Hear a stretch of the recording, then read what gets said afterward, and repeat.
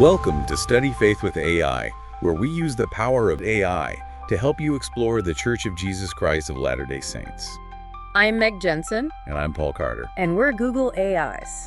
Whether you're a lifelong member or just starting to learn about the church, we're here to dive deep into its history, beliefs, and culture. So if you're ready to learn, you're in the right place. That's right. Let's get started.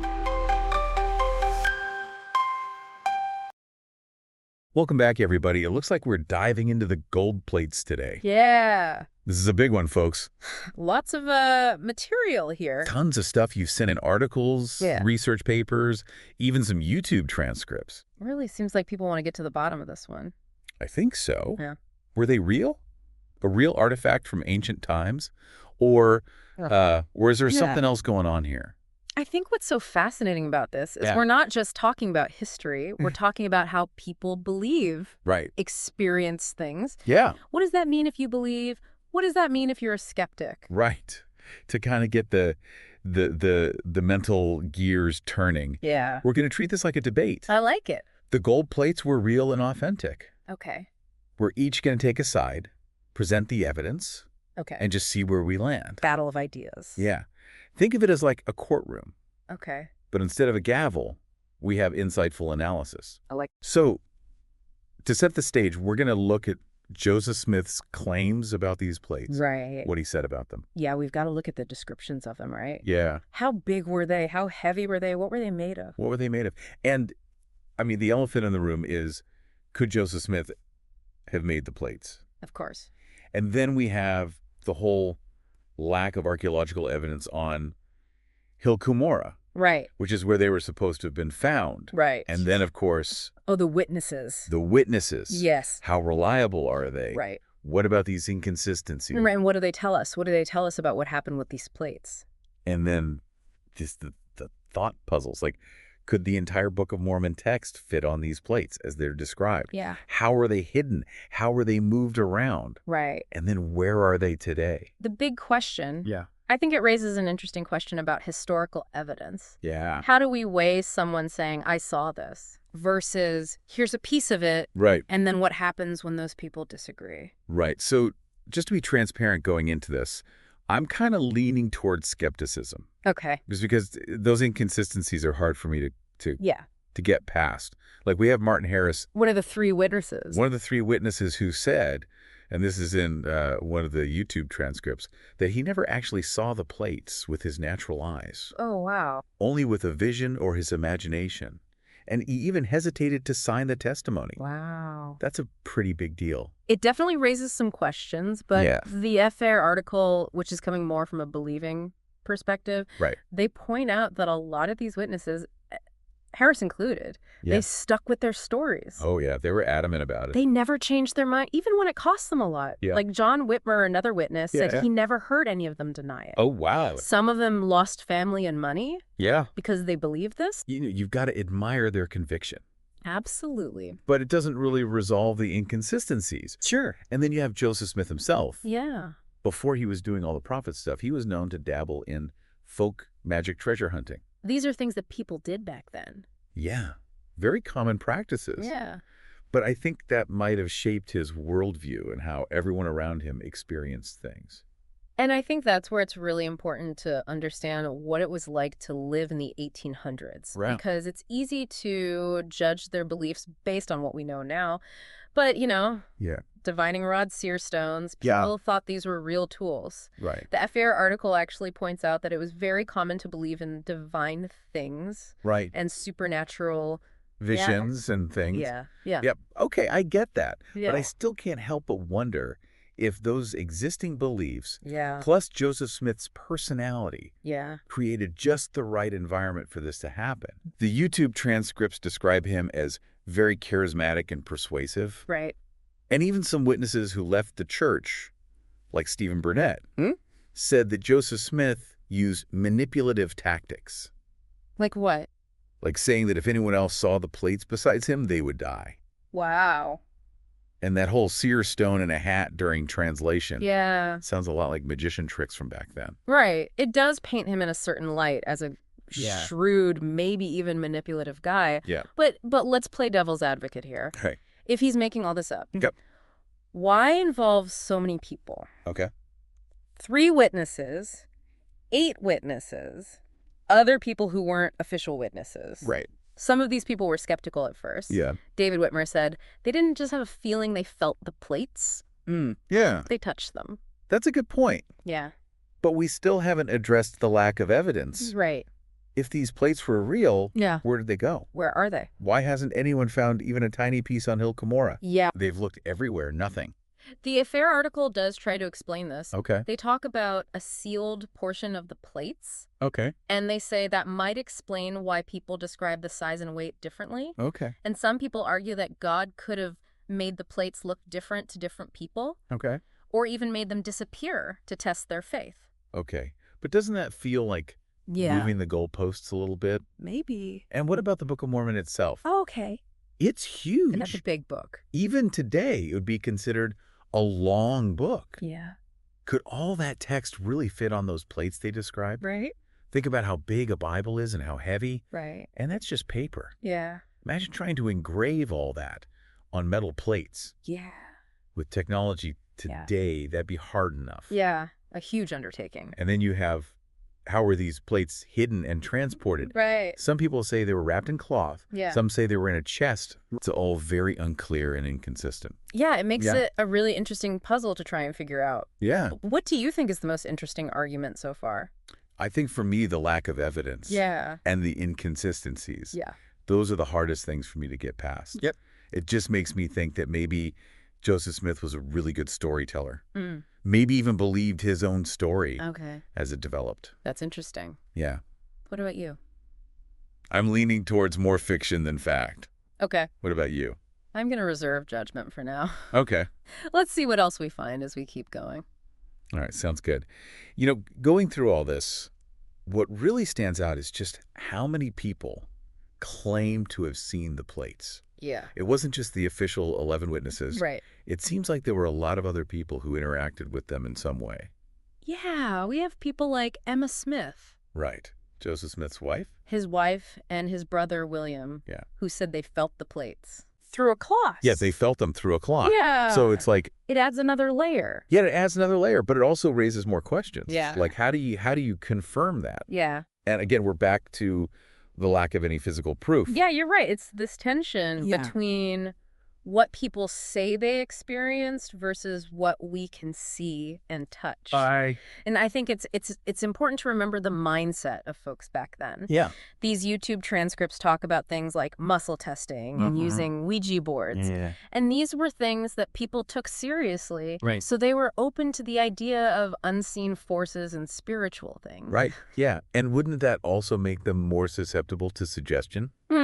That's a good point. Especially if someone like Joseph Smith, who's so charismatic, Right. is the one leading the charge. Yeah. Imagine how influential he could be. It's like those revival meetings they talk about in the transcripts. Yeah. People would go into trances and claim to have visions. Yeah. That power of suggestion in a religious setting. Yeah, and social pressure can be really powerful. Absolutely. And the YouTube transcripts even bring up the possibility of Joseph Smith using substances to create these visions. Interesting. There's talk about alcohol being used in some ceremonies. Yeah. And even potential use of drugs like datura. Wow. Now, I'm not saying he was intentionally drugging people. Sure. But you got to wonder if altered states of consciousness played a role in these experiences. Right. They also talk about how fasting and sleep deprivation and fatigue can lead to hallucinations. Yeah. So maybe some of these testimonies, even the ones about physical contact, could have been influenced by that. Right. Think about the psychological impact of believing you've witnessed something divine. Yeah. That can lead to some serious conviction. Absolutely. Even if you see evidence to the contrary. It reminds me of those kids who said they saw the Virgin Mary. Yeah, at Lourdes. And people still go there today believing in those miracles. It's amazing how our minds can create these really powerful experiences. It is. That feel so real. Yeah. It makes all this so hard to figure out. It really does. How do you separate genuine spiritual experiences from the power of suggestion or cultural expectations or even altered states? It's a tough one, especially since we weren't there. Yeah. We can't go back in time and see for ourselves. We just have these accounts from people who were there. Right. And those are colored by their beliefs and what they thought it all meant. And even then, the accounts were all over the place. Yeah. I mean, even in the official witness testimonies, right. Some people say the plates were the size of a Bible. Yeah. Others say they were much bigger. Right. The descriptions of what they were made, of how they were bound, it's all different. And that's what makes it so interesting, right? Yeah. We have to ask ourselves, why are there these differences? Yeah, why are there all these discrepancies? Right. Is it just bad memory? Or is there something more to it? Yeah, it makes me think about those comments in the YouTube transcripts about the plates maybe being a composite. A composite? What does that mean? Like they weren't all one thing. Okay. Some people suggested that the sealed portion was actually a solid chunk of metal. Interesting. And that only the top few plates were engraved to make it look like there was more. But that also makes you think about deception. Right? Was he tricking people? Right. Was it intentional? Was it not? I don't know.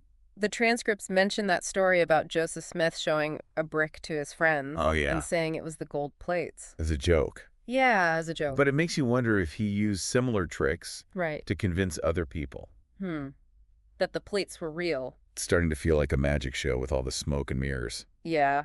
And it's not just the plates themselves. It's the angel, too. Right. Some people describe the angel in detail. Yeah. Others, like David Whitmer, said it had no shape or form. He just had an impression. That's a big difference. That's a huge difference. Yeah. How do you explain that? Right. Was it a real spiritual experience or something else? Yeah. And then you have all the revelations Joseph Smith said he received about the plates. Right. The transcripts mention that one about trying to copyright the Book of Mormon in Canada. Yeah. Which didn't work out. Right.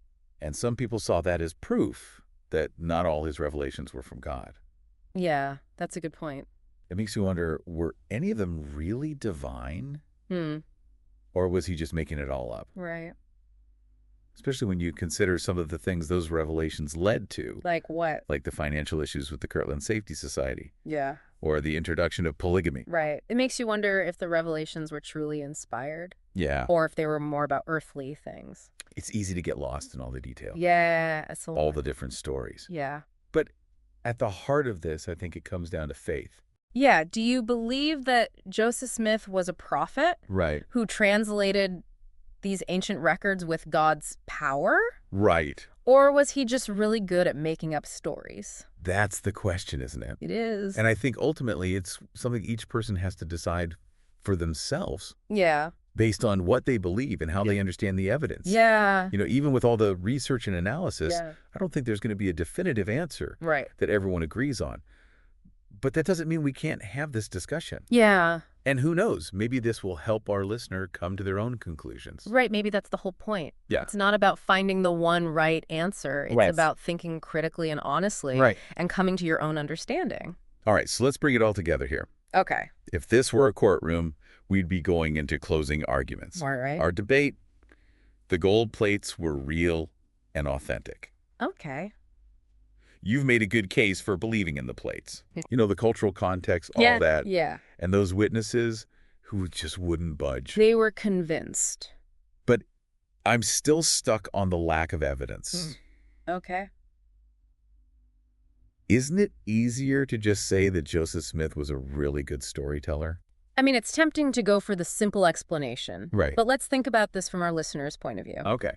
If Joseph Smith was making this all up, why bring so many other people into it? Right. Wouldn't that make it more likely for him to get caught? That's true. And all those witnesses, they lost so much family money, their reputations. Yeah. If it was all fake, wouldn't it have fallen apart under that pressure? I see what you're saying, but those YouTube transcripts, they mention times when Joseph Smith was caught lying. Like that whole thing with trying to copyright the Book of Mormon in Canada. Oh, yeah. That didn't work out so well. Right. It makes you wonder. Yeah. So how do we trust anything he said? I get that. But even if we say he lied sometimes, it doesn't mean everything else is a lie. Okay. Even critics like Dan Vogel. Yeah. You mentioned his work before. Yeah. He says that the witnesses believed what they said, even if he doesn't agree with them. Okay. But how can we believe in the plates when there's no proof? Yeah. You talked about that sealed portion. Right. But doesn't that feel kind of convenient? How so? Like the most important part is hidden away forever. I I wouldn't say convenient, but it does add to the mystery. Yeah. And the Affair article says that even today, with all our technology, archaeologists only find pieces of the past. Right. Just because we haven't found proof of the plates doesn't mean they never existed. So are we saying that not finding something means it definitely did exist? Not necessarily, but it does mean we can't rule it out completely. So I guess we're kind of stuck then. Maybe? What would you say to our listener who's trying to figure out what they believe about the gold plates? Don't be afraid of the tough questions. Yeah. We've looked at the history, the different accounts, the lack of evidence, and the faith of those who said they saw the plates. Right. All those things help us understand better, even if we don't have a perfect answer. So is there a winner in our debate? I don't think so. Okay. The jury's still out. All right. And that's okay. Yeah. We didn't do all this to force an answer. Right. It's about giving our listeners the information they need to decide for themselves. I like that. And maybe that's the best part. Yeah. Faith isn't about blindly believing. Right. It's about looking at the hard stuff and finding your own truth. That's a good point. Well said. This debate's been going on for a long time. Yeah, centuries. And it's probably not going to end anytime soon. Probably not. What matters is that we keep talking about it. Right. And being honest and thoughtful. Exactly. And for our listener. Yeah. The exploration doesn't end here. That's right. Keep researching, keep asking questions, keep learning. We mentioned the FAIR article, which is a good place to start if you're looking at things from a faith perspective. Yeah. And those YouTube transcripts have a lot of different views. Right, from both sides. Yeah, so there's a lot out there to dig into. Well, thanks for joining us on this deep dive, everybody. Yeah. We hope you found it interesting. We hope it made you think. And that you'll keep exploring this fascinating topic.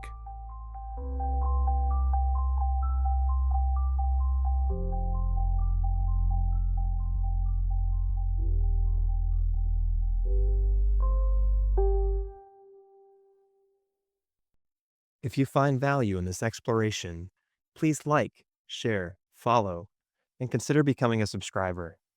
Your contributions help keep these conversations going and allows us to maintain the highest quality production. You can find all the details at studyfaithwithai.com.